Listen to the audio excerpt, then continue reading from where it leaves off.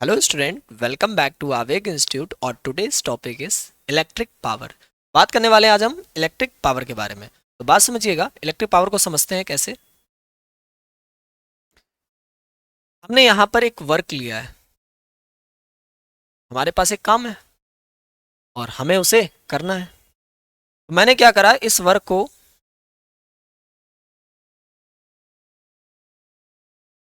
50-50% इस वर्क के दो पार्ट करे, डब्लू और डब्लू, और मैंने 2% में डिवाइड कर दिया। ये पर्सन फर्स्ट है और ये पर्सन सेकंड है। मेरे पास एक काम था, मेरे पास एक वर्क था और वो मैंने वर्क दे दिया दो लोगों को। अब फर्स्ट वाले ने देखिए क्या करा, ये जो वर्क है T1 टाइम में कंप्लीट कर लिया और सेकंड वाले ने T2 टाइम में कंप्लीट कर लिया। लेकिन जो T1 है वो T2 से ज्यादा है। मतलब दो अलग अलग पर्सन को हमने काम दिया, एक ने ज्यादा टाइम लगा दिया, एक ने कम टाइम लगा दिया, और काम उतना ही है। तो हम ये कहेंगे जिसने कम टाइम में ज्यादा काम किया उसकी ताकत ज्यादा है, जिसने कम टाइम में ज्यादा काम किया उसकी पावर ज्यादा है, उसकी शक्ति ज्यादा है, ताकत ज्यादा है। तो कोई भी अगर हम इलेक्ट्रिक सर्किट लेते हैं, कोई भी इलेक्ट्रिक डिवाइस लेते हैं, तो वो जितना ज्यादा कम टाइम में ज्यादा वर्क करके देगी या ज्यादा एनर्जी खर्च करेगी या ज्यादा हीट प्रोड्यूस करेगी, उसकी पावर उतनी ज्यादा होगी। तो electric power can be defined as the rate of electric energy consumed in an electric circuit is called electric power. कोई भी इलेक्ट्रिक सर्किट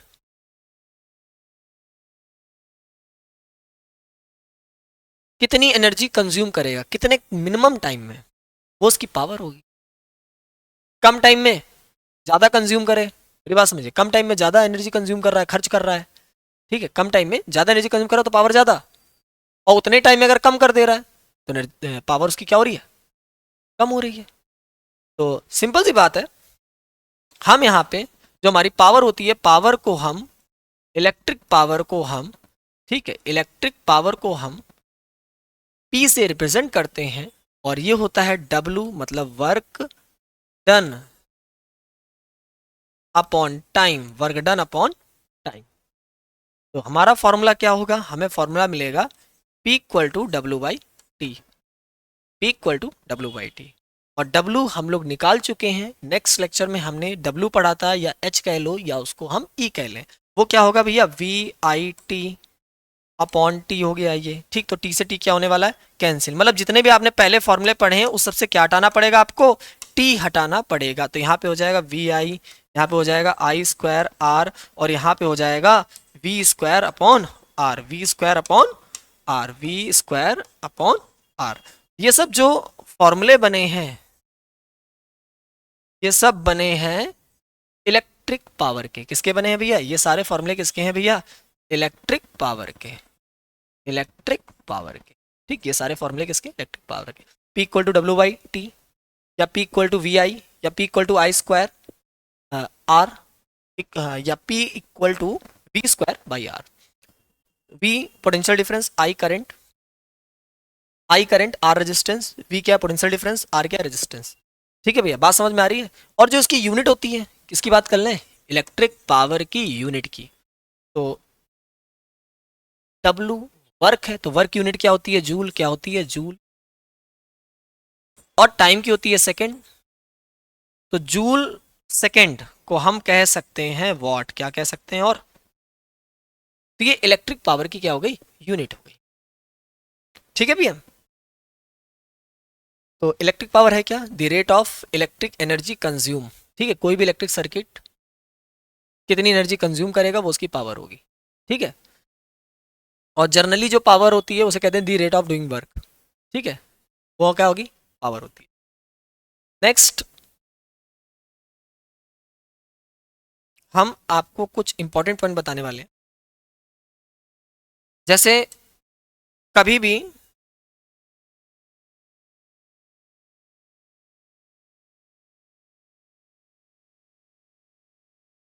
कोई सर्किट है, ये R1 रेजिस्टेंस है, इसमें R2 रेजिस्टेंस है। Suppose R1 and R2 resistance are in series combination connected with V volt battery. अब यहाँ से निकलेगा चूहा, ये प्लस ये माइनस, यहाँ पे चूहा कितना निकला, I का निकला। ठीक है, पूरे सर्किट में चूहा I का ही होगा। उसके बाद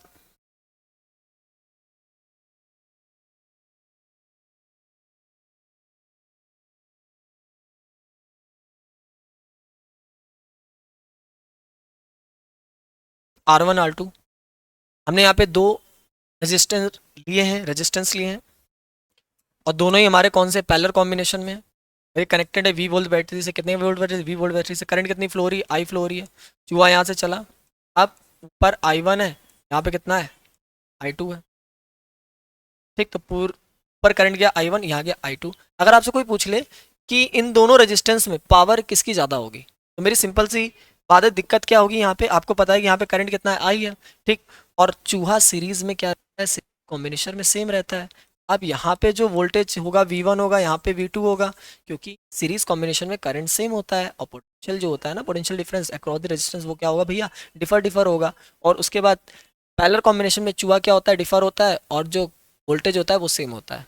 ठीक है, तो यहाँ पे अगर वो आपसे वो पूछ ले पावर किसकी ज़्यादा है, तो सिंपल सी बात है, जितने भी हमने फॉर्मूले पढ़े हैं, हमने फॉर्मूले क्या पढ़े हैं, पहले हमने फॉर्मूला पढ़ा है पावर का P इक्वल टू VI, फिर पढ़ा है I स्क्वायर R, फिर पढ़ा है V square upon R, V square upon R, V square upon R। ये सारे हम लोगों ने क्या पढ़े हैं, फॉर्मूले पढ़े हैं। अब इसमें मेरी बात ध्यान रखिएगा, जो मैं कह रहा हूँ उसको ध्यान रखिए कि ये तो जर्नल फॉर्मूला है। ये कौन सा है, जर्नल फॉर्मूला है, जहां मन करे वहां यूज करना। ठीक, लेकिन जब सीरीज वाले क्वेश्चन आ जाए कि सीरीज में 2 या 3 रेजिस्टर हैं या बल्ब है, ठीक है, अगर बल्ब दिए हो तो उनका क्या निकाल लेना भैया, रेजिस्टेंस निकाल लेना। आप फॉर्मूला कौन सा अप्लाई करने वाले हो, आप फॉर्मूला अप्लाई करोगे ये वाला, ध्यान रखिएगा, सीरीज में कौन सा वाला, ये वाला फॉर्मूला अप्लाई करना हमेशा सीरीज में। ठीक, और ये वाला जो फॉर्मूला है इसको अप्लाई करना पैरेलल में। ठीक, जहां पैरेलल कॉम्बिनेशन होगा वहां पे अप्लाई करना। मतलब सीरीज कॉम्बिनेशन में पावर आप इस तरीके से निकालेंगे और यहां पे पावर इस तरीके से। और किसी भी बल्ब या किसी की रेजिस्टेंस की जो पावर है, बात समझना भैया, पावर जैसे हम बात करते हैं, जैसे हम बल्ब की बात करते हैं, बल्ब का एक केस आता है बल्ब का, तो जो बल्ब की जो ब्राइटनेस होती है, क्या होती है भैया, ब्राइटनेस, बल्ब की ब्राइटनेस उतनी ज्यादा होगी, उतनी ज्यादा होगी। और ये डिपेंड करती है पावर पर, किस पे डिपेंड करती है, पावर पर।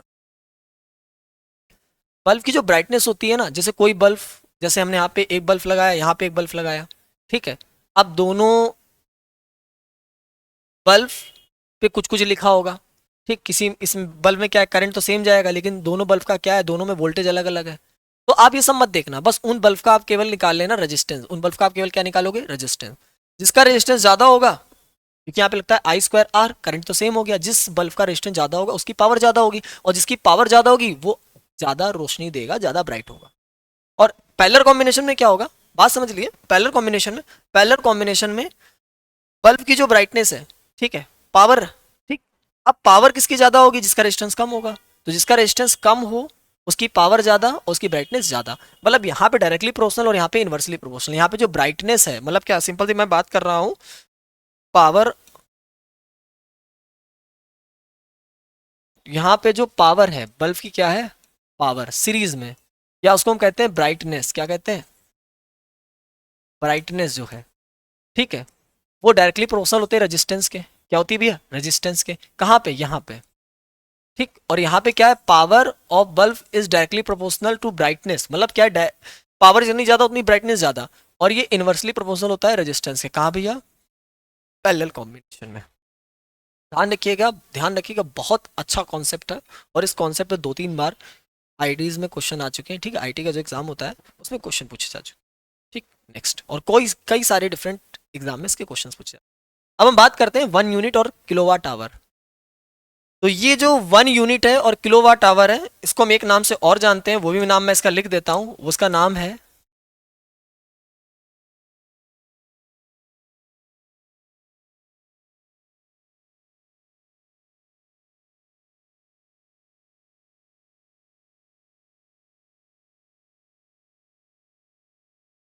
BTU, board of trade unit.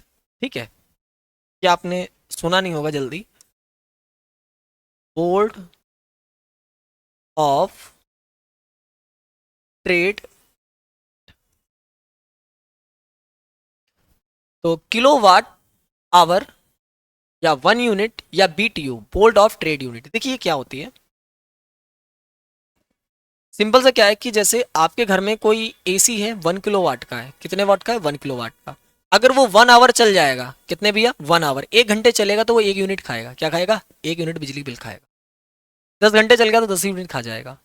तो ये क्या है, कॉमर्शियल यूनिट है।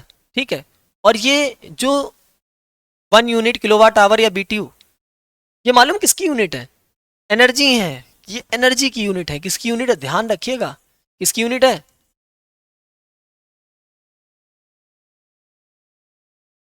एनर्जी की यूनिट है। अब हम कैलकुलेट कैसे करते हैं, तो अगर मैं फाइंड करना है यूनिट को, कि यूनिट कितनी कंज्यूम हुई है, या फिर किलोवाट आवर,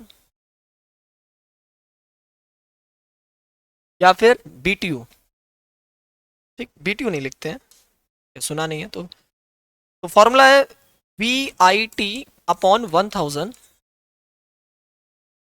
या ये हमारा पावर का फॉर्मूला होता है, किसका होता है, पावर का, तो P इंटू टी अपॉन 1000।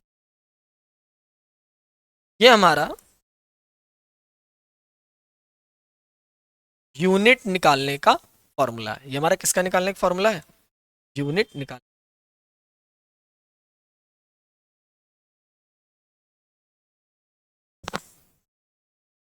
ये हमारा यूनिट निकालने का। बस एक बात का ध्यान रखिएगा, यहाँ पे जो ये टाइम है, ठीक है, ये हमारा किस में होगा, आवर में होगा, ध्यान रखना, किस में होगा, घंटे में होगा। उसके बाद जो व्हीकल्स होते हैं, तो व्हीकल्स की जो पावर होती है वो हम कैलकुलेट करते हैं हॉर्स पावर में, 1 हॉर्स पावर। जो 1 हॉर्स पावर होता है वो 746 वॉट के इक्वल होता है। उसके बाद हम ये बात करेंगे कि 1 यूनिट या किलोवाट आवर में कितने जूल होते हैं, क्योंकि ये यूनिट तो है, ये जो यूनिट है ना, ये किसकी है, एनर्जी की ही यूनिट है। ठीक, तो हम यहाँ पे कैलकुलेट करने वाले हैं 1 किलोवाट आवर या 1 यूनिट। ठीक है, इसमें कितने जूल होते हैं, तो सिंपल सी बात है, हम यहाँ कैलकुलेट करेंगे किलो, तो किलो में भैया 1000 वॉट हो गए, और आवर में कितने सेकंड होंगे, 3600 सेकंड।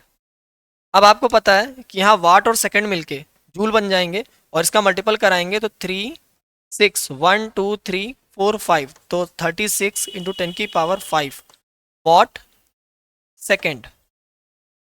और ये हमारा किसके इक्वल होता है, ये हमारा जूल के इक्वल होता है। और फिर हम यहाँ पे देखिए एक पॉइंट लगा देंगे, जैसे हम पॉइंट लगाएंगे ये हो जाएगा 3.6 इंटू 10⁶, और वाट सेकंड क्या होगा हमारा, वाट सेकंड को हम यहाँ पे लिखेंगे जूल, क्या लिखेंगे, जूल। तो यहाँ पे जो 1 यूनिट है, 1 यूनिट या 1 किलोवाट आवर, ये किसके इक्वल होगा भैया, 3.6 इंटू 10⁶ जूल के इक्वल होता है। ये आपको जनरली याद रखना।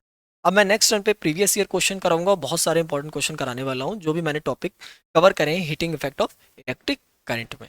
ठीक है, तो आज का लेक्चर हम यहीं तक ही रखेंगे।